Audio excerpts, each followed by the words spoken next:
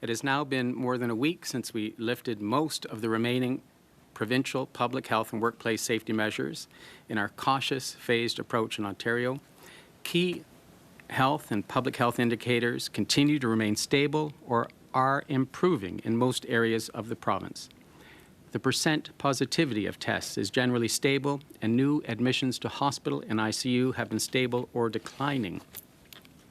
We are seeing continued decreases in the numbers of outbreaks in high-risk settings such as hospitals and long-term care homes. Our wastewater surveillance is still showing the majority of sites in the province have downward or stable trends in SARS-CoV-2 detections, although we continue to see some regional variation, especially in the north, and are monitoring fluctuations in this data. With the peak of Omicron behind us, Ontario has been able to cautiously and gradually move through its reopening milestones. We are now learning to live with and manage COVID-19 for the long term. This necessitates a shift to a more balanced response to the pandemic, and changes are being made with respect to the province's pandemic response to reflect a longer-term approach. Le pic du variant Omicron étant derrière nous. The Omicron peak is behind us. Ontario has been able to come out of we can have a more balanced approach and long-term approach to confront the pandemic. We are able to open our society. The mandatory masking requirement for most settings on March 21st, with the exception of select settings such as public transit, healthcare settings, long-term care homes, and high-risk congregate care settings. Removing the mask mandate does not mean the risk is gone. COVID-19 transmission is still occurring across the province, and masks can help protect you and others from becoming infected with COVID-19. In fact, we can expect indicators such as cases and hospitalizations to increase slightly as Ontario increasingly interacts with one another. However, thanks to our high vaccination rates and natural immunity that is developing, as well as the arrival of other therapeutics and antivirals, Ontario has the tools necessary to manage the impacts of this virus. For those most vulnerable to the virus, it is still strongly recommended that you continue to wear a mask. And please continue to respect the masking requirements that remain in place, such as federal requirements for returning international travelers. As a society, I am asking that we remain kind, considerate, and respectful towards those who continue to choose to wear a mask. And we should all be prepared that we may need to resume mask wearing if a new variant of concern emerges, or potentially during the winter months when COVID and other respiratory viruses are likely to circulate again. On Tuesday, March 1st, I revoked the instructions for mandatory COVID-19 vaccination policies for the Ontario Public Service and for post-secondary institutions. A process is now underway to gradually revoke all directives and instructions by the end of April, with a focus on moving away from emergency measures to ongoing operations, moving away from reliance on provincial emergency direction through mandatory requirements, providing consistent guidance both across and within sectors, and ensuring support for the most vulnerable are removed last, and lifting of measures in a coordinated fashion. For case and contact management, I want to spend a moment to go over some of the changes that have been made in our approach to case and contact management and isolation requirements. The guidelines are being updated to minimize the burden on workers and families while ensuring our highest risk settings continue to be protected. The changes include updating isolation recommendations for household members and close contacts of individuals who test positive for COVID-19 or have symptoms of COVID-19. Previously, everyone in the household of someone who was sick or had tested positive had to stay home as well. With these new changes, household members do not have to stay at home if they are 18 years or older and have already received their booster dose, or if they are 18 years of age and under and are fully vaccinated. These household members still need to wear a mask outside the house and avoid vulnerable people in high-risk settings like long-term care homes for 10 days. But they can continue to go into work and or school as long as they're asymptomatic. For those non-household members who have been in close contact with someone with COVID-19, you are no longer required to self-isolate regardless of your vaccination status. You do have to self-monitor for 10 days, wear a mask when outside the house, avoid activities where mask removal would be necessary, and avoid vulnerable individuals in high-risk settings like hospitals. These requirements for masking or of recovering cases and contacts still apply when there are no longer masking requirements in the general community. If you have symptoms of COVID-19, you still need to isolate right away and get tested via a PCR if eligible or rapid antigen test if you have access to one. For those who choose to get boosted, not only are you better protected from COVID-19, but as long as you do not have any symptoms, you are no longer needed to isolate if someone in your household is sick. For education, as we continue to ease public health measures, we are also working with the Ministry of Education to align measures in schools and childcare with those in the community as much as possible. And as of March 21st, schools and childcare providers will no longer be required to conduct on-site verification of screening for all children, students, and staff. Children, students, and staff still self-screen before attending school or childcare every day and stay at home if they are experiencing any new or worsening symptoms of illness. The province is also aligning with changes to community measures, including eliminating cohorting and distancing requirements. And in alignment with community masking requirements, masks will no longer be required of children, students, and staff, or visitors in childcare, schools, school board offices, and or student transportation. Just as in the community, should individuals choose or are required to continue to wear a mask at school or childcare, I would ask that we respect and be supportive of these decisions. The government will continue to provide free masks and personal protective equipment for staff and students that choose to wear them in both school and childcare settings. While these measures are being lifted, the government has also made 3.6 million rapid antigen tests available to school boards and childcare settings every 2 weeks. And these shipments of RATs will continue to support symptomatic testing for students, staff, and children. They will also be provided to staff and students who return from an unplanned absence. Staff and students can also access RATs via participating community supports. This is my last scheduled weekly COVID-19 update, and I want to thank Ontarians for their resilience and commitment to community as we've navigated this global pandemic together. Your sacrifices and collective actions have made a difference. Je tiens à remercier les Ontariens. I would like to thank people from Ontario for their resilience and participation towards community while we were together going through this worldwide pandemic. Collective actions made the difference. I want to acknowledge that Friday, March 11th, is the National Day of Observance to honor those who have lost their lives because of COVID-19. Over 6 million people globally. To the friends, families, and communities who have lost loved ones, I offer my sincere and heartfelt condolences. I also want to recognize everyone who has been impacted by COVID-19 and thank our dedicated frontline workers for their incredible sacrifices in our fight against this virus. While I may not be delivering updates every week, my team and I remain steadfast in our commitment to protecting the health and safety of Ontarians, and we will closely and carefully monitor COVID-19 trends across the province. We will not hesitate to take action should the situation change, and will inform Ontarians of any significant developments. The lifting of public health and workplace safety measures and the end of weekly updates does not signal that COVID-19 has disappeared or that the pandemic is over. What it means is that we have come to a place where we know what we need to do to manage this virus and to keep each other safe. We need to remain vigilant. We need to stay home when we're sick. And most importantly, we need to get vaccinated and boosted. Vaccination is the best protection against COVID-19 and the best protection for the progress we have made. Bien que cela ne signifie pas que la COVID-19 a disparu, despite the fact that it doesn't mean that COVID-19 has gone or the pandemic is over, we know now what we have to do to manage this virus and ensure the safety of all.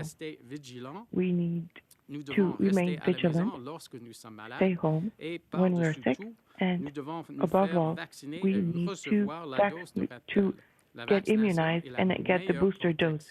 Vaccination is the best protection against COVID-19 and the best for reflecting the progress we made. Thank you. Happy to take questions. Dr. Moore, thank you.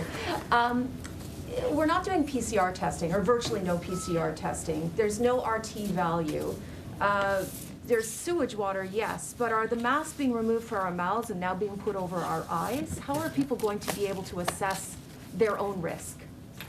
So we have very much a robust surveillance strategy in Ontario. We'll continue to have on the ontario.ca website the updates to hospitalization across Ontario, what proportion of those hospitalizations are caused by, and happily the percent is decreasing on a weekly basis. We're now around 45% of admissions are caused by COVID-19. We'll also clearly update the ICU impact from COVID-19. We will be publishing the percentage positivity of the PCR tests that are done, and we still have a robust PCR testing strategy at around 20,000 doses or 20,000 tests a day, and that percent positivity is remaining relatively stable.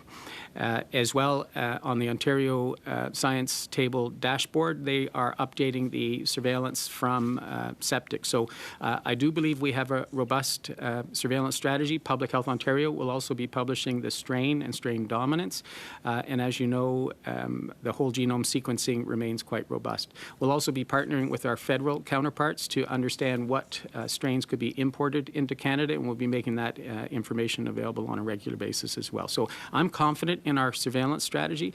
Health units for the 34 regions across our province will be updating their websites to inform the public about the overall risk in their communities and the percent positivity and the rate of illness, rate of detection of positivity. Doctor, how confident are you that you had enough data to make a decision like this on masking? Well, I think we've been following the trends ever since we've experienced the start of Omicron. So to go back, we peaked around the third week of January in Ontario and have had a peak in hospitalizations in ICU at around 4,000 and 600-700 admissions to the intensive care unit. Since that time, we've seen slow and steady declines despite opening up. So on the 17th of January, we opened up our schools. On the 31st of January, we further opened up the economy. 17th went to full capacity for most venues, and then March 1st, full capacity for the large venues. So despite that progressive, phased, staged approach, we haven't seen a sudden rebound in cases or impact on the healthcare system. So our strategy has worked. In that meanwhile, we worked very diligently to increase the third dose. So over 7 million Ontarians protected with third doses. And our immunization rate at a population level for 12 and up is around over 90%.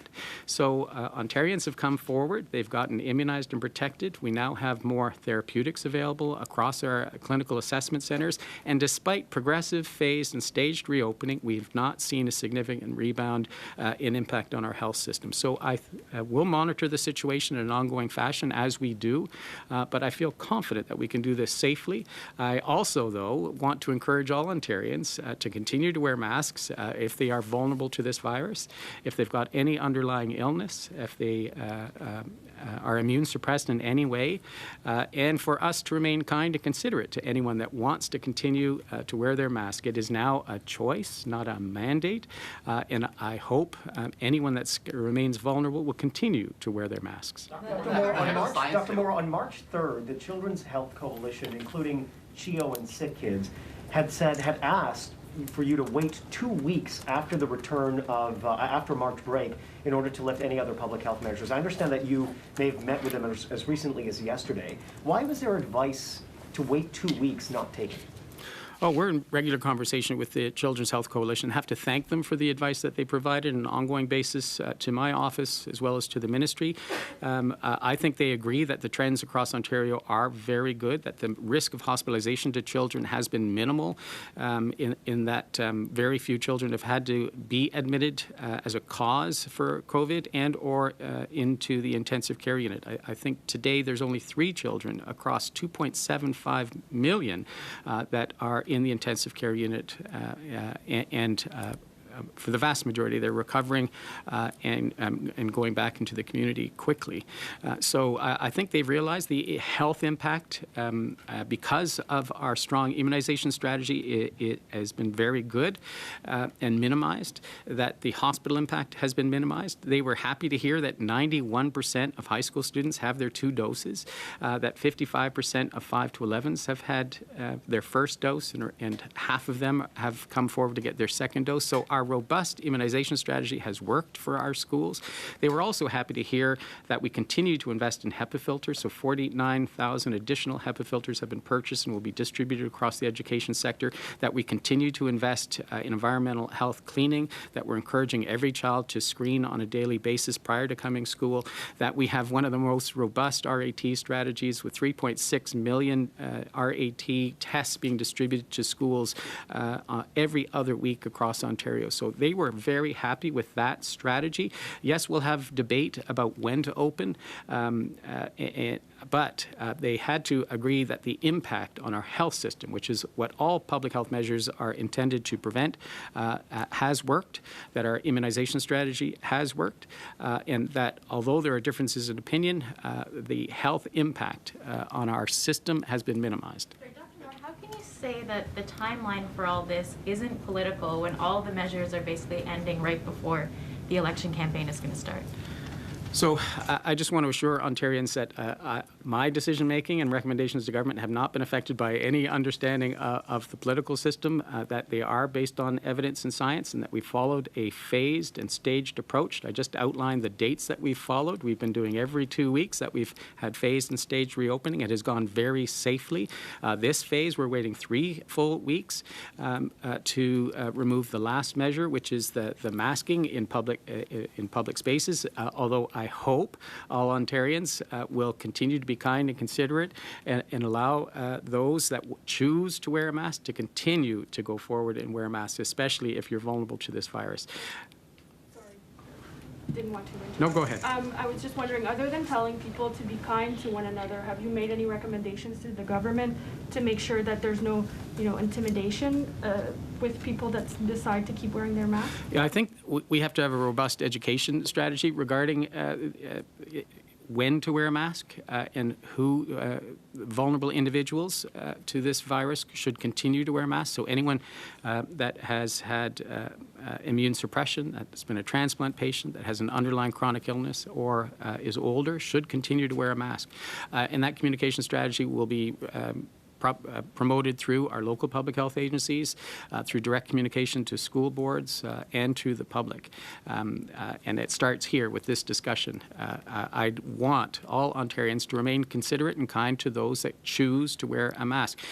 It is a means of protecting each other and reducing personal risk, and it has worked for us in the past. Dr. Peter Juni has been quoted this morning as saying not only does he think politics may be playing a role here, but he believes this decision is premature. Are you no longer taking advice from the head of the science table, sir? Well, I'm in regular contact with Dr. Juni. I'm also in regular contact with my team, which is an excellent team within the ministry, and I meet regularly with my federal, provincial, and territorial colleagues, and we just met yesterday. Our plan to remove masking aligns is even more cautious than most provinces if you look across jurisdictions, and it fits along with our phased and staged approach in Ontario that follows evidence, that follows risk, and I think a federal, provincial, and territorial comparison will reveal that we've been quite cautious in removal of these public health measures. Dr. Juni, you mentioned the fact, sorry, Dr. Moore. You mentioned the fact that we could have to go back to masks. Perhaps in the fall when we get to colder weather, what benchmarks would you be looking for before you would do that on a province scale or even a regional scale? Well, thanks for that question. So we're going to maintain a robust surveillance system going into the fall, and we're going to have a testing strategy that will allow through PCR to detect multiple different viruses. So whether it's influenza A, influenza B, RSV, and or COVID-19. And that surveillance system will be put in play through emergency departments and primary care to be able to detect when the viruses start circulating. And if we're seeing multiple different viruses circulating, and we can anticipate those four, which typically each one has a significant impact on the health system to co-circulate, that we would make recommendations to mask at that time. If we see an increasing burden on the hospital system, despite potential immunization strategy for influenza and or for COVID, we may make a move from a recommendation to a mandate for masking. But that would follow data, it would follow the surveillance, the circulation of those viruses, and the impact on the hospital before we'd ever make a recommendation to mandate. And we'd move in a progressive fashion for first informing the public, educating them about the benefits of masking, and then potentially to a mandate. Also, you wouldn't keep this in place for elementary schools where we haven't seen the rate of vaccination that we've seen in high schools. Why not keep it in place longer in elementary schools, Doctor? So just to reinforce, it's now a choice, and I hope parents choose to mask if their child's vulnerable to this virus. The good news is that over 50%, 55% have had their first dose, and the vast majority of those are going to have their second dose, that the risk to hospitalization of those children from 5 to 11 is quite low, that the measures that we put in place in schools have worked. I'm so happy to announce that we've had only one closure of a school in Ontario of the 4,844 schools as of yesterday, so the measures are working. And I do think that the increase in air quality, the investment in improved ventilation, HEPA filtration, cleaning, as well as the investment of testing for all students will continue to keep our schools safe.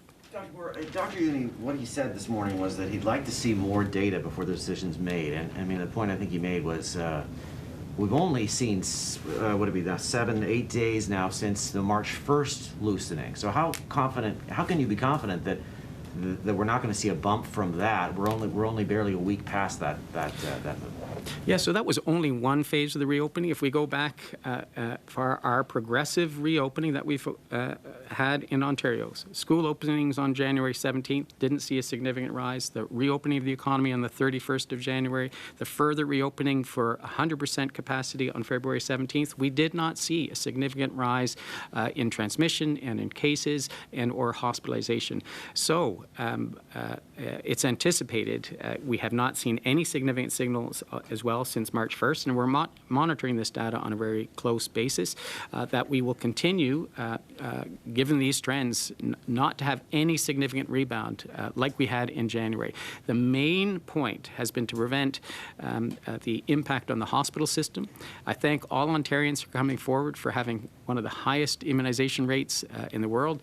7 million additional Ontarians have come forward with their third doses, which further protects our hospital system, protects against admission to hospital and severe complications of COVID-19. And I absolutely encourage in the coming 12 days that if you haven't had your third dose, please come forward and get it. Dr. Moore, what are you going to do on March 21st personally? When you go into a mall, when you meet with coworkers, when you go anywhere, maybe a hospital, what are you going to do? Are you personally going to go mask-free from the 21st onwards, or are you going to continue to wear your mask? Oh, great question. So in outdoor settings, absolutely, I won't be wearing my mask. And I will do a risk assessment for high-risk indoor settings. So if I go to the Eaton Centre, I'll wear my mask. If I'm on the subway, it'll be mandated, and or public bus or streetcar, I will continue to wear my mask in those environments. If I go to a busy box store, I'll put my mask on in those settings. I don't want to give away any of my personal health information, but I'll do my individual risk assessment. And if I'm going into that type of environment where you're not going to have distancing, other people aren't wearing masks, at an individual level, I'll continue. Why would you do that? Why would you do that? If you're telling 15 million Ontarians it is safe to remove your mask, why would you personally choose to wear your mask if you go to Costco. It is a choice now, and that's the major change on the 21st, that you can do your individual risk assessment. It's not a mandate. The risk is continuing to diminish, but for some individuals that may be at risk to admission to hospital and or have a negative impact from COVID-19, that's their decision and choice to make, and that's where we move from a mandate to choice. Moore, in the lead up to this, you've said many times that you want people to be nice to people who keep wearing masks, and you've called today for an education push about that. What are you expecting is going to happen? This is something you've reiterated for weeks, that people need to be nice to people who are going to continue wearing masks. Are you anticipating that there will be harassment? What is the concern here? Well, I think we've been watching the news internationally and from the United States, where there's an intolerance in some communities and some societies. I would like us to be tolerant of people's individual choices and to realize we're not finished with this pandemic, that the risk of the virus continues, and that we have to acknowledge that some people will be quite concerned with the removal of a mask mandate, and that we should give them the option of wearing a mask and wearing a mask in confidence, that they will be treated with appropriate kindness and consideration, and with no judgments being made. And I think that's an educational piece that we can all work on as a community. I think we've remained very tolerant and kind and considerate throughout this pandemic in Ontario. I would just like to see that continue. Question, Dr. Moore, could you explain what you're recommending in terms of mandatory vaccination policies and why? So as of March 14th, we have removed any letters of instruction for immunization policies in various venues. So on the 1st, we removed them from the Ontario Public Service, as well as from colleges and universities. On the 14th, we're removing immunization policies in other sectors, knowing that each one of those sectors and private or corporations can adopt their own immunization policies going forward.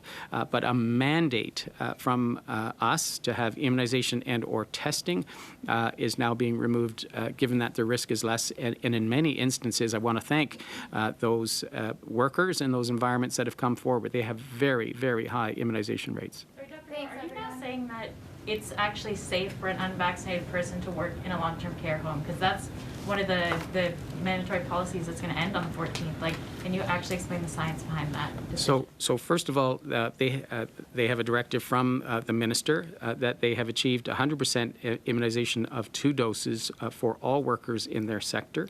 A significant proportion, I think it's in the 80s, have come forward and gotten their 3rd doses in that sector. The most important component now going forward is maintaining that high level of immunization and immunity, but also adhering to all best practices in infection prevention and control. And I think that has to be operationalized across the long-term care and retirement home sector, and we're going to work with them to ensure that there's a smooth transition from a directive or letter of instruction to operationalizing all the lessons learned from the pandemic. Thanks, everyone. That was the last question. Wear a mask if you want to be safe, but we've been told the whole pandemic that it works. We're wearing them to protect others. So what's changed about the science now that you'll be protected if only you are wearing one, but everyone else in this room isn't? So the risk now is less than it was in the 1st, 2nd, or 3rd week of January, and because the risk is less, our public health recommendations have to be proportionate. They have to be balanced, and you have to recognize you can't mandate masking forever, that it has to be eventually an individual choice based on an individual's risk assessment. And we're at that point by March 21st that we're asking Ontarians to do an individual assessment, acknowledging that the risk remains, but that we're well over the peak of activity across Ontario, and we have to learn to live with this virus. Many have been infected already and recovered. Many have had their 3rd doses and are prepared to not have to mask in public spaces. And we have to acknowledge that they have that right now to not have to wear a mask, and that each individual has to do their own risk assessment.